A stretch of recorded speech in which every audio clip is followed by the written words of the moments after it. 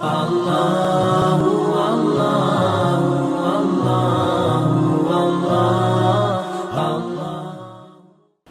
akan masuk pada pembahasan ya 7 golongan tersebut. Yang pertama kata Nabi SAW, imamun adil. Imamun adil, imam yang adil. Orang ini adalah orang yang sangat spesial, maka dia didahulukan penyebutannya. Kenapa? Karena kebaikannya bermanfaat bagi orang banyak. Bukankah Rasulullah SAW bersabda, khairukum anfa'ukum linnas. Sebaik-baik kalian adalah orang yang paling bermanfaat bagi masyarakat.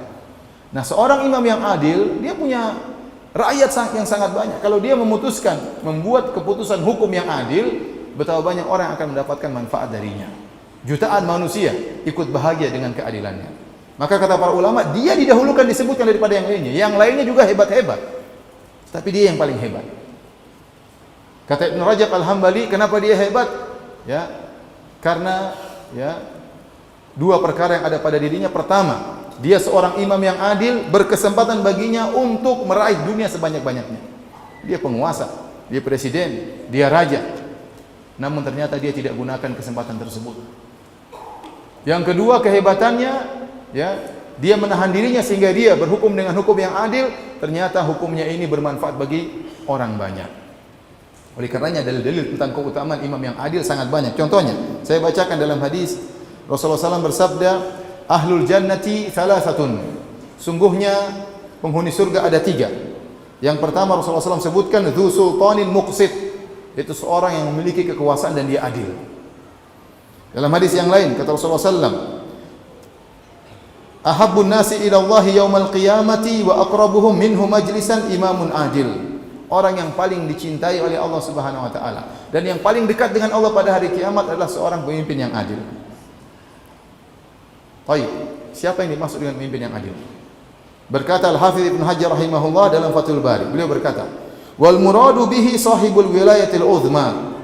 Yang dimaksud dengan pemimpin yang adil yaitu sang presiden atau sang penguasa yang memiliki kekuasaan yang kenegaraan. Wa yultahaqu bihi kullu man waliya syai'an min umril muslimin. Namun diikutkan juga setiap orang yang memiliki wilayah kekuasaan meskipun kecil. Oleh karenanya masuk di dalamnya gubernur, masuk di dalamnya wali kota, masuk di dalamnya bupati, kemudian Pak Lurah, Pak Camat, bahkan Pak RT ya. Tetapi semakin luas kekuasaannya semakin mulia di sisi Allah Subhanahu wa taala kalau dia adil. Tapi kata Ibnu Hajar rahimahullah, setiap orang yang mengatur urusan kaum muslimin, dia punya bawahan, maka dia dianggap imam. Mengatur urusan kaum muslimin. Dalam hadis yang lain Rasulullah SAW bersabda, innal muqsitina indallahi ala manabir min nur an yaminir rahman alladzina ya'dilun fi hukmihim wa ahlihim wa mawullu. Sungguhnya orang-orang yang adil di sisi Allah di atas mimbar-mimbar yang terbuat dari cahaya, berada di sisi kanan Allah Subhanahu wa taala, yaitu orang-orang yang adil dalam hukum mereka dan dalam keluarga mereka dan dalam urusan yang diserahkan kepada mereka.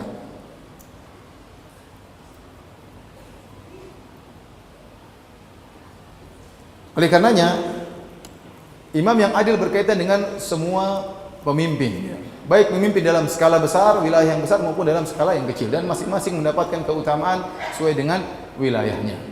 Maka saya katakan, jika Anda memiliki jabatan, kesempatan Anda untuk masuk dalam hadis ini.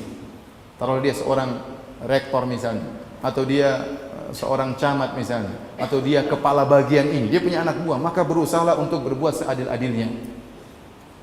Munculkan hukum yang bermanfaat bagi masyarakat. Kenapa? Yang akan bahagia banyak orang. Kalau Rasulullah SAW mengatakan di antara amalan yang paling dicintai oleh Allah Subhanahu wa taala, sururun tudkhiluhu ala qalbil muslim. Rasa senang yang kau masukkan dalam hati seorang muslim, itu Allah senang. Apalagi kau masukkan rasa senang kepada banyak orang, kepada ribuan orang, kepada jutaan orang. Luar biasa. Saya tidak bisa bayangkan bagaimana seorang presiden yang adil. Seandainya suatu negara rakyatnya 200 juta, kemudian presidennya adil, membahagiakan 200 juta orang, betapa banyak pahala yang dia dapatkan. Oleh karena Ibnu Taimiyah rahimahullahu taala sangat memuji seorang pemimpin yang adil. Dia berkata apa? Fa idza ijtahada ar-ra'i fi islahi dinihim wa dunyahum bihasabil imkan, fa innahu afdalu ahli zamanihi wa kana minal mujahidin fi sabilillah.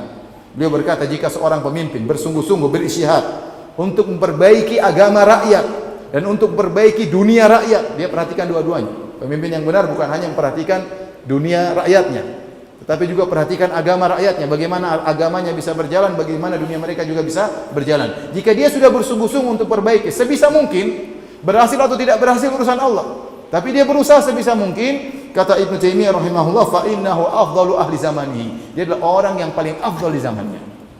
Kenapa? Dia sedang memikirkan banyak orang. Kita peduli dengan satu orang, pahalanya besar.